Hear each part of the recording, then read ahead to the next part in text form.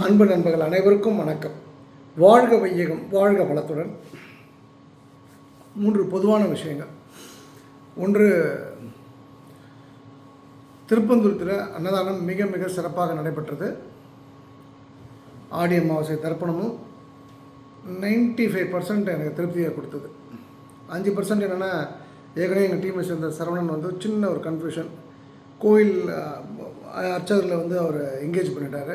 ஏன்னா அவங்களுக்கு அப்புறம் நஷ்டம் வரப்படாதனால அங்கே ஒரு 10 பேர், இங்கே ஒரு 10 பேர் அப்படின்றது சின்ன கன்ஃபியூஷன். நிறைய பேர் சாரோடு தான் நாங்கள் பண்ண ஆசைப்பட்டோம்னு சொல்லி 2-3 பேருக்கு வேண்டப்பட்டவங்க சொன்னாங்க. சொல்லாதவங்க சிலர் உண்டு.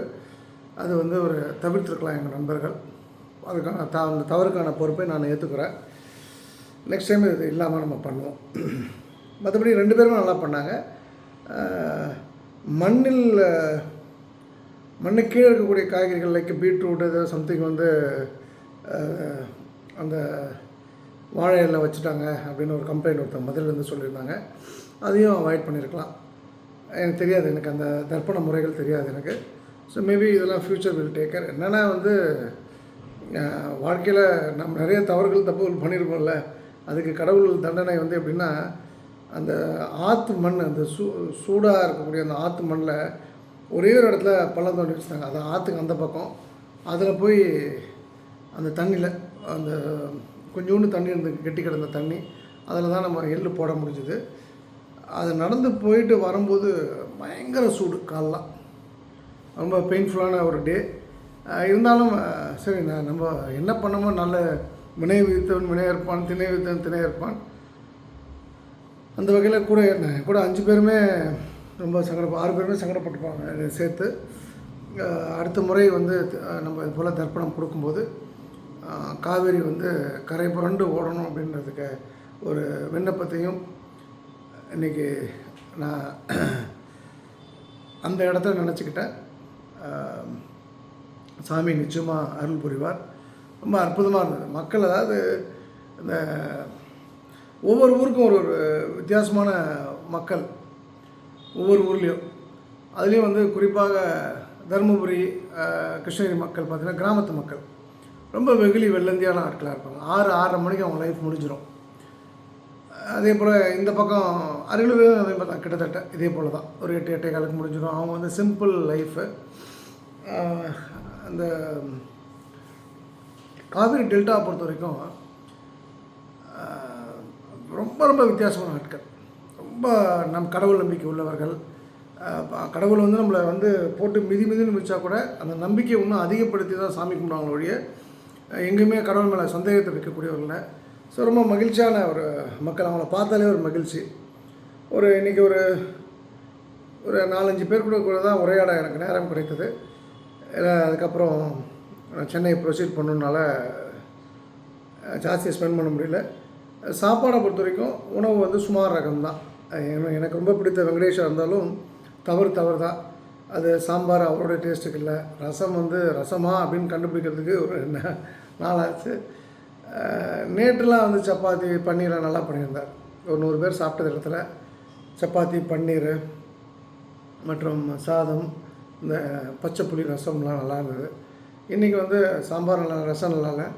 சாதமும் ஒரு அளவுக்கு குறைவாக தான் இருந்தது ஸ்டாண்டர்டு. மேபி அது கொஞ்சம் இதெல்லாம் சீரியஸாக நம்ம செப்பரேட் பண்ணிக்கணும். நல்லபடியாக நடக்கும் அடுத்த முறை. நல்லா இருந்தது. ஆனால் என்ன கோயில், எனக்குன்னா ஒரு 10,000 பேர் சாப்பாடு போடணுன்ட்டு கோவிலில் ஏற்கனவே 2 அன்னதானம் போடுறவங்க இருக்காங்க வருஷம். அவங்க நாங்கள் போட்டே ஆகும்னு சொன்னால நமக்கு ஒரு 800 பேர் வரைக்கும் சாப்பிட்ற அளவுக்கு தான் எனக்கு சமைக்க அனுமதி கொடுக்கப்பட்டது. கோயில் நிர்வாகத்துக்கு மனமார்ந்த நன்றி. யாருக்கும் மன சங்கடத்தை கொடுக்காமல் எல்லோரையும் அனுசரித்து ரொம்ப அழகாக முடிவெடுத்த யுவோ சாருக்கு என் மனமார்ந்த நன்றி.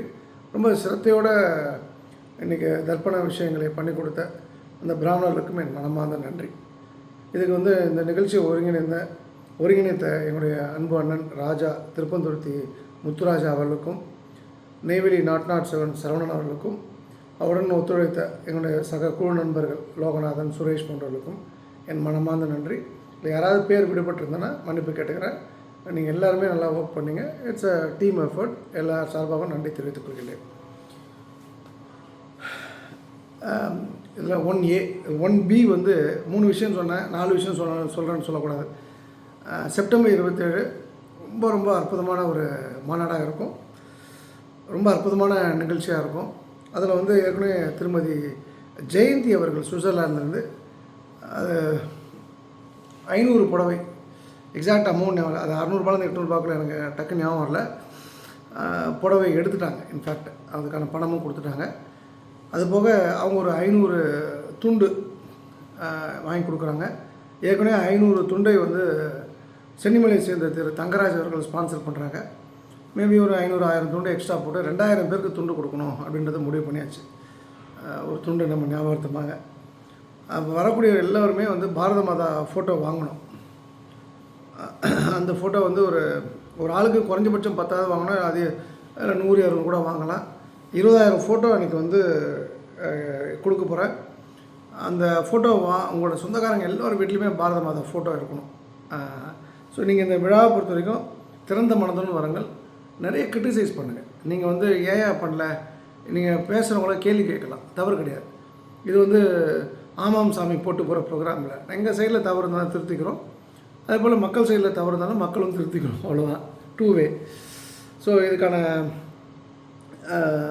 நிகழ்ச்சிக்கு நீங்கள் வரணும் அப்படின்னா இது நிச்சயமாக ரெஜிஸ்டர் பண்ணணும். கட்டணங்கள் கிடையாது. முதல் நாள் இரவுலேருந்து அடுத்த நாள் இரவு வரைக்கும் உணவு உண்டு. தங்க போகிறவங்க தயவுசெய்து சொல்லிவிடுங்க. நமக்கு ராசியான, எல்லோருக்கும் ராசியான மிக சிறந்த ஒரு கல்யாண மண்டபம், ஐஸ்வர்யா கல்யாண மண்டபம். அந்த அவங்க மேட்ரு என்னென்னா, இவங்களாம் உழைச்சி அந்த மண்டபம் கட்டியிருக்காங்க. சில மண்டபங்கள் வந்து ஒரு லஞ்சத்தாலும் வந்து புறம்போக்கு இடத்துலையும் சில இடங்கள் கட்டி அந்த இடங்கள்லாம் வந்து டிவோர்ஸஸ் தான் எப்போவுமே கொடுக்கும். இந்த நிறைய பேர் நாமக்கல் மக்களுக்கே தெரியாது. இந்த ஐஸ்வர்யா மகள் வந்து முழுக்க முழுக்க அந்த டாக்டர்ஸ் வந்து உழைப்பால் ஒரு கட்டின ஒரு விஷயம். நேர்மையான ஒரு மனிதர்கள்.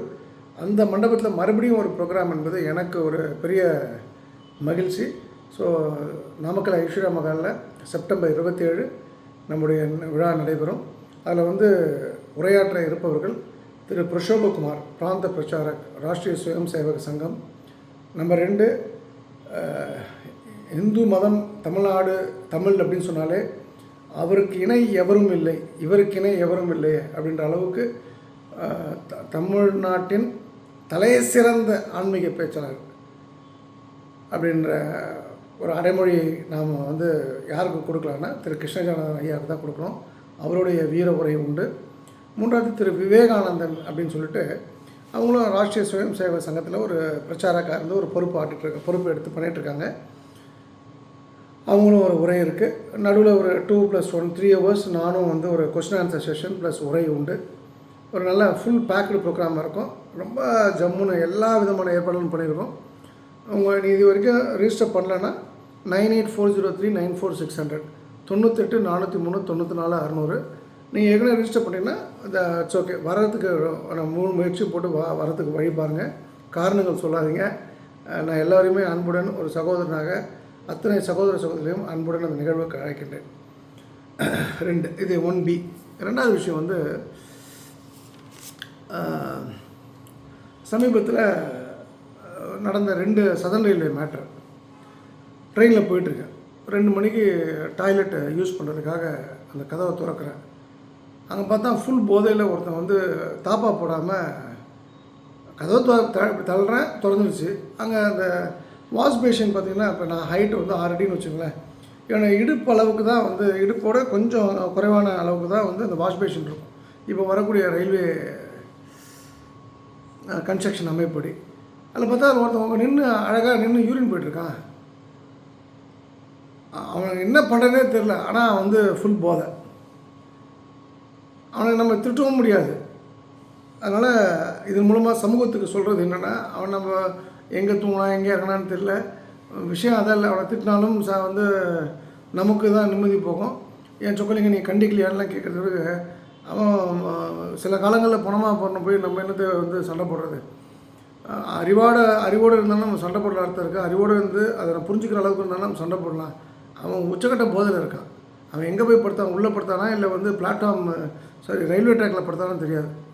ஸோ இந்த மாதிரி டாய்லெட், பப்ளிக் டாய்லெட்லாம் யூஸ் பண்ணும்போது அந்த வாஷ் பேஷன்லாம் இது போல் ப்ராப்ளம் இருக்குன்றது புரிஞ்சுங்க. அவன் என்ன வருத்தம்னா அதை இந்த வடக்கன்ஸ்லாம் பார்த்திங்கன்னா நம்மகிட்ட எம்ப்ளாயி பண்ணியிருப்பாங்களே, எம்ப்ளாய்மெண்ட்டில் இருப்பாங்க இல்லையா, ரயில்வேல கான்ட்ராக்டில், அவங்க பாவம் கை வச்சு தான் கழுவுறாங்க. எல்லோரும் க்ளவுஸ் போட்டு கழுவுறதில்ல. அவனையும் கொஞ்சம் மனசில் வச்சுங்க. அதனால் இது போல் தவிர யாரும் பண்ணாதீர்கள். ரெண்டாவது, ஒரு லோக்கல் ட்ரெயினில் பிரயாணம். அப்போ அந்த ட்ரெயினில் வந்து ஒரு குடிகாரர் வந்து உட்காந்துருந்தார். அவர் வந்து அப்படியே தள்ளாடிட்டு இங்கேருந்து அங்கே வரணும்னு பார்க்கும்போது கீழே விழுந்துருவானே, உட்காரியா ஓரமாக உட்காருனேன், ஏய் அப்படின்னு சொல்லி எங்கள் ஊர் பாஷையில் கெட்ட வார்த்தைலாம் சொல்லி பேசினார். அப்புறம் நான் ரொம்ப நாள் ஆச்சு கெட்ட வார்த்தை பேசி. அப்புறம் திட்டணும். ஒரு ஹஸ்பண்ட் ஒய்ஃப் இருந்தாங்க. அப்புறம் நல்லது நான் ஏன் சொன்னார், நீ யார் அவன் ஆளாட்டுன்னு கேட்டேன்னா, இவனே அவன் அடிக்க போய் அது ஒரு அந்த ஆளை என்னென்னா குடிகாரனையும் கொஞ்சம் கேர்ஃபுல்லாக டீல் பண்ணுங்கள். அப்புறம் நான் சொன்னது என்னென்னா, அவர் இருந்த போதில் அந்த ஸ்பீடு வந்து ஒரு 60-80 கிலோமீட்டர் ஸ்பீடு வண்டி போனாலும் கீழே வந்தாருன்னா 3000 கிலோமீட்டர் தள்ளி தான் போய் விடும். அந்தளவுக்கு அந்த கற்கள் நிறைந்த வெளில போட்டிருக்க இடம். அது வந்து ஒரு மாதிரி டஃப்பான டெரைன் அது. ஸோ நம்ம நல்லது பண்ணுறோன்னு சொல்லிவிட்டு அவன் நம்மளை அடிக்க வந்து அவனே பின்னாடி வந்தால் கூட நமக்கு தேவையில்லாத பிரச்சனை. ஸோ இடம் பொருள் அறிந்து ஆலோசனைகளை சொல்லவும், இது அடுத்த விஷயம். மூன்றாவது வந்து பரிமளான்னு ஒருத்தவங்க கேட்டிருந்தாங்க ஒரு நல்ல கேள்வி. அது என்னென்னா வந்து வீடு கட்டணும்னு முடிவு எடுத்த பின் நம்ம என்னெல்லாம் பண்ணணும். வீடு கட்டணும்னு முடிவு எடுத்திங்கன்னா வீடு கட்டி முடிச்சாகணுன்ற ஒரு வெறி இருக்கணும். அதுதான் அடிப்படை. வெறும் முடிவெடுத்தால் மட்டும் போதாது, என்ன ஆனாலும் வீடை கட்டி முடிச்சிடுவான்னு சொல்லிட்டு. இரண்டாவது வந்து நீங்கள் வாஸ்துவில் நம்பிக்கை இருந்ததுன்னா வாஸ்து கன்சல்ட்னு ஒருத்தர் கூப்பிட்டு இது கட்டலாமா வேணாமான்னு பாருங்கள். நம்பிக்கை இருந்ததுன்னா, உங்களுக்கு ஜோதிடத்தில் நம்பிக்கை இருந்ததுன்னா நல்ல நாள் குறித்து மொத்த இடத்துல வீட்டோட மொத்த இடத்துக்கு வடகிழக்கில், நான் வந்து பில்டிங்க்கு சொல்ல, மொத்த பிளாட்டுக்கு வடகிழக்கில் பூஜை போடுங்க. பூஜை போடும்போது உங்கள் சொந்தக்காரங்க எல்லாருமே கூப்பிட்டு உங்களை வாழ்த்துற மாதிரி எல்லாருக்கும் சாப்பாடெல்லாம் போட்டு துணிமணிலாம் வாங்கி கொடுத்து பண்ணுங்கள். கிரகப்பிரவேசத்துக்கு அதாவது அந்த வீடு பால் காய்ச்சறதுக்கு வந்து நம்ம ஆளை கூப்பிடுன்ற அவசியம் இல்லை. பட் நிச்சயமாக பூமி பூஜை போடும்போது எல்லா உறவுகளையும் கூப்பிடுங்க. இதில் ரொம்ப முக்கியமானது, எதாக இருந்தாலும் எழுத்துப்பூர்வமாக வைத்துக்கொள்ளுங்கள். எதுவுமே வந்து நம்பிக்கையின் பேரில் பண்ணக்கூடாது. நம்ம இது போன்ற விஷயங்கள் யாராக இருந்தாலும் எல்லாமே பிளாக் அண்ட் ஒயிட்டாக இருக்கணும். அதுக்கப்புறம் வந்து ஒரு கால் ஒரு 2800 3000 ஒருத்தர் ஆர்டர் எடுக்கிறார். ப்ரைஸ் எஸ்கலேட் ஆகிடுச்சு. திடீர்னு ஸ்டீல் வந்து ஒரு 1000 ரூபாய் விற்றது 1500 ரூபாய் ஆகிடுச்சு வச்சுங்களேன், ஒரு 4 மாதத்தில். இப்போ பார்த்திங்கன்னா தேங்காய் பருப்பு எல்லாம் அநியாயத்துக்கு விலை ஏறிடுச்சு. அதுபோல் ஆகிடுச்சுன்னா அவன் நஷ்டப்பட முடியாது இல்லையா. அப்போ எஸ்கலேஷன் கிளாஸ்னு ஒன்று வச்சுங்க. இந்த ரேட்டிலேருந்து இந்த ரேட்டு போகிற வரைக்கும் இதை வச்சு நான் சமாளிச்சிருவேன். இதுக்கு மேலே போச்சுன்னா அந்த எக்ஸ்ட்ரா அமௌண்ட்டு அதெல்லாம் வந்து நம்ம பே பண்ணுறோன்ற மாதிரி கிளாஸ் வந்து நிச்சயமாக இருக்கணும். அதில் குறிப்பாக ஸ்டீலு, சிமெண்ட்டு, செங்கல், மண், இந்த க்ரஷர் மண், இதெல்லாம் வந்து டைனமிக் ரேட்டு இருக்கோ அதுக்கு வந்து இந்த விஷயம் ரொம்ப முக்கியம். ஸோ இதை கவனத்தில் வச்சுங்க. பரிமளா, நீங்கள் ஒன்ஸு இதெல்லாம் தெளிவாகிட்டீங்க அப்படின்னா நீங்கள் நம்பி நல்ல அதில் வந்து நல்ல ஆட்கள்கிட்ட கொடுங்க. நானே சில தவறுகள் நடந்திருக்கேன் என் லைஃப்பில். அதில் ஒன்றாவது தவறு இந்த வீடு கட்டுற விஷயத்தில் சில ரெக்கமெண்ட் பண்ணது. இப்போ எங்கள் டீமில் பாஸ்கர் நல்லா கட்டி கொடுப்பாரு என்னோடய பார்வையில், இளமுருகன் சார் சூப்பராக கட்டி கொடுப்பாரு, சாய் சிவா நல்லா கட்டி கொடுப்பாரு, பார்த்திபன் அவர் கொத்தனார் தான், ஒரு நாங்கள் முதலியார், ஒரு எங்கள் முதலியார். இது எப்படி வந்து நாயகன் படத்தில் கமலை சொல்லுவாங்களோ நாயக்கர் ஐயா அப்படின்ற மாதிரி எங்கள் முதலியார் ஐயா நல்லா பண்ணுவார். சிறப்பான விஷயம். நிறைய யாருக்கும் தெரியாத விஷயங்கள்லாம் பண்ணிவிட்டு ரொம்ப சிறப்பாக செயல்படக்கூடிய ஆள், அமைதியாக இருக்கக்கூடிய ஆள். இது போல் நான் ரெக்கமெண்ட் பண்ணலாம். மனோகரில் வந்து நல்ல மனிதர், ரொம்ப மூளை ஜாஸ்தி. நீ பண்ணாதப்பா, கன்ஸ்ட்ரக்ஷன் பண்ணாத அப்படின்னு சொல்லிட்டேன் நான். ஏன்னா அவன் வந்து எல்லோரோட டிஃப்ரெண்ட்டாக திங்க் பண்ணக்கூடிய ஆள், கன்ஸ்ட்ரக்ஷன் பண்ணி பேரை கெடுத்துக்காதுன்னு சொல்லிட்டேன். ஸோ நல்ல ஆள். இப்போ நான் சொல்கிற ஆளுக்காக சொல்லு, நீங்கள் உங்கள் ஊரில் அதாவது ஒரே ஆள் எவ்வளோ வீடு கட்ட முடியும்? ஆல்ரெடி நீங்கள் கொடுத்தீங்கன்னா கூட 100 வீடு கட்டலாம், 200 வீடு கட்டலாம். ஒரு டைமில் பல லட்சக்கணக்கான வீடுகள் ஒரு நேரத்தில் கட்டப்பட்டிருக்கும் போது உங்கள் ஊரில் நல்ல நாலேஜபிளான நேர்மையான ஒரு கொத்தனார்களை வைத்து நீங்கள் பண்ணுங்கள். டைல்ஸ் போடுறது, மரம், இதெல்லாம் முதல்ல டிசைட் பண்ணுங்கள். இதுதான் போகிறோம், இந்த டிசைன் தான் போகிறோம், இந்த பெயிண்ட் தான் பண்ண போகிறோம், எல்லாமே டிசைட் பண்ணுங்கள். ஒன்ஸ் வேலை ஆரம்பித்த பிறகு அதில் கன்ஃபியூஷன்ஸ் வரக்கூடாது. அதுதான் என்னுடைய அன்பான வேண்டுகோள். அண்டு வீடு கட்டும்போது கூடுமான வரைக்கும் கடன் வாங்கி வீடு கட்டாதீங்க. பணத்தை சேர்த்த பின் கடன் இல்லாமல் வீடு கட்டுறதுக்கு வழி பாருங்கள். ஏன்னா ஒரு வீட்டுக்கு போகிறோம் அப்படின்னா அந்த வீட்டில் நிம்மதியாக தூங்கணும். எப்போ நிம்மதியாக தூங்கணும்னா கடன் இல்லாமல் இருந்தால் தான் நிம்மதியாக தூங்க முடியும். கடன் பட்டார் நெஞ்சம் போல் கலங்கினார் இலங்கை வேந்தன். அந்த சூழ்நிலை வந்து ஒரு நமக்கு வரக்கூடாது அப்படின்னா பணத்தை கலெக்ட் பண்ணிவிட்டு அதுக்கப்புறம் பணத்தை சேகரிச்சுட்டு அதுக்கப்புறம் வீடு கட்டுங்க. நான் அப்படி தான் பண்ணேன். இப்போ நான் வந்து முதல் வீடு வாங்கினப்போ வந்து அது கட்டுற வீடு, ரெண்டாவது வீடு வந்து கட்டின வீடு, நானே பார்த்து கட்டின வீடு. முதல்ல வாங்கினது கட்டப்பட்ட வீடு, ரெண்டாவது வந்து நானே செங்கலாக பார்த்து கட்டின வீடு. எனக்கு அந்த கம்ஃபர்ட்னஸ் இருந்தது. நல்ல இன்ஜினியர் இளமுருகன் சார், அவரோட டீம் நல்ல டீம். எக்ஸப்ட் அந்த பெயிண்டரை தவிர சூப்பரான ஆட்கள் எல்லாருமே. ப்ளஸ் ஆர் மைனஸ் ரேட்லாம் எனக்கு மேட்ரே இல்லை. நல்லபடியாக எல்லாம் முடிஞ்சது. ஸோ இன்றைக்கி அந்த வீடுன்றது ஒரு கம்ஃபர்ட் ஃபீல் கொடுக்கும். போனால் தூக்கம் வரும், அருமையான தூக்கம் வரும், யார் வந்தாலும் தூக்கம் வரும். அது ஏதோ வந்து ஒரு எப்படி வேடந்தாங்கல் ஒரு பறவைகள் சரணாலயமாக இருக்கோ, நிறைய ஸ்ட்ரெஸ்ஃபுல்லான மனிதர்களுக்கு அந்த வீடு வந்து நல்ல உறக்கத்தையும் மனமாற்றத்தையும் கொடுத்துருக்கு. நான் யார்ட்டையும் லாட்ஜாக நடத்தி படம்லாம் வாங்கலை. எந்த உறவுகள் வந்தாலும் தங்கிட்டு போகிறாங்க ஃபேமிலியோடு வந்து. அசைவம் கிடையாது வீட்டில், சாராயம் கிடையாது, ஸ்ட்ரிக்ட்லி நாட் அலவுடு.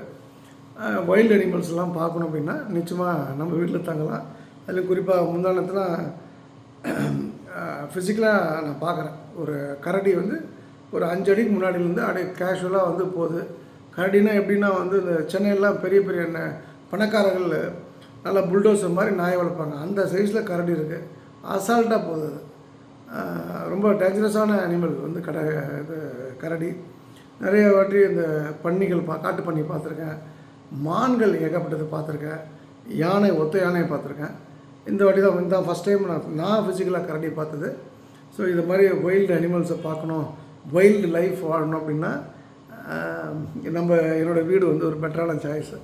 பட் நான் ப்ரிஃபர்ட் இட். மனிதர்களை விட இது வரைக்கும் ஒரு தொந்தரவை கூட அந்த விலங்குகள் கொடுத்தது. ஒரு பாம்பெலாம் 10 அடியிலேருந்து 8 அடியிலேருந்து 10 அடி நீங்கள் பார்ப்பீங்க. நாங்கள் சொல்கிறதெல்லாம் 16 அடி 18 அடி கோப்ராஸ்லாம், பயங்கரமான கோப்ராஸ்லாம் பார்க்கலாம், ராஜநாகங்கள்லாம்.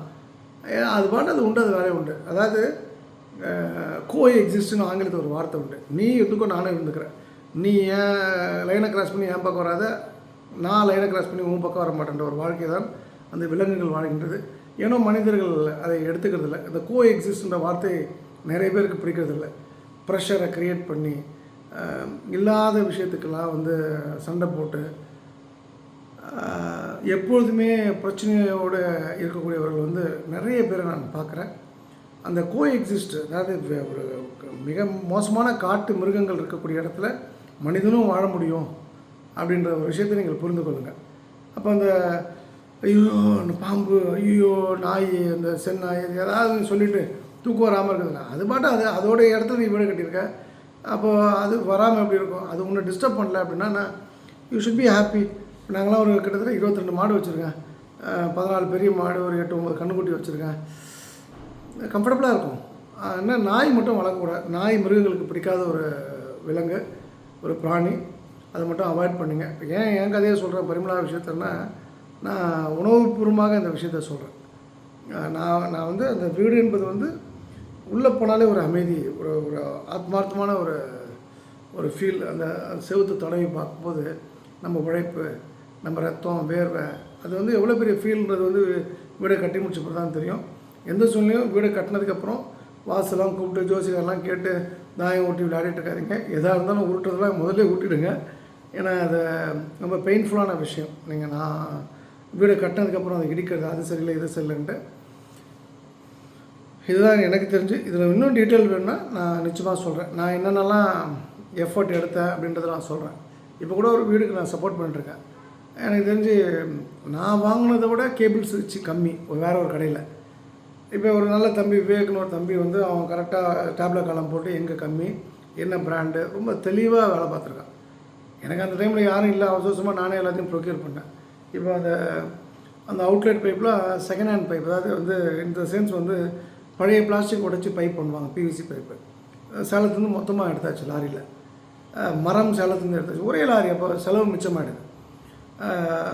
வேறு என்ன சொல்கிறது, இப்போது இது போல் நிறைய ஒரு பொருள் வாங்குறோமா, பக்கத்தில் இருக்கா அதே பொருள் ரெக்யர்மெண்ட் இருக்கா, ஒரு லாரியில் கொண்டு வந்துடலாம். இரும்பு மட்டும்தான் இப்போ நான் பர்ச்சேஸ் பண்ணதில் ஒரு 200-250 கிலோ வேஸ்ட்டாக இருக்குது. அது எக்ஸஸாக அவங்க ஆர்டர் பண்ணிட்டாங்க. இப்போ டைல்ஸ் வேர் பண்ணுறாங்க, டைல்ஸ் லே பண்ணிகிட்ருக்காங்க. அது ராஜா டைல்ஸ், பெஸ்ட் டைல்ஸ். அவங்க நல்ல ரேட் கொடுக்கக்கூடிய ஆள். அவங்க அந்த அந்த டைல்ஸ் வந்து எல்லாருமே ஒரு இடத்துலேருந்து வாங்குவாங்க. நான் அதெல்லாம் வந்து அனுபவத்தில் கற்றுக்கிட்டேன்.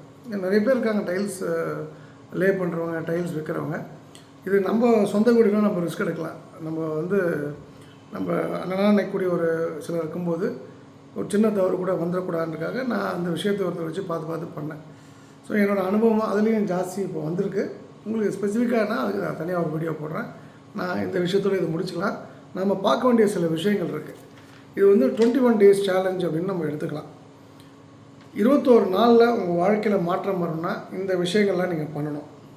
முதல் விஷயம், இரவு தூக்கம் 10 மணிக்கு முன்னாடி ஃபோனை 10 மணிக்கு முன்னாடி பெட்டு லைட்லாம் ஆஃப் பண்ணி பெட்டில் போய் படுத்துடணும்.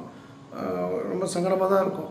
கண்ணை மூடி ஏதாவது அந்த நான் தூக்கம் வரலன்னா அந்த ஆடு வந்து குழியில் குதிக்கிற மாதிரி பூர்வ மத்தியிலேருந்து நினச்சாலே தூக்கம் வந்துடும்.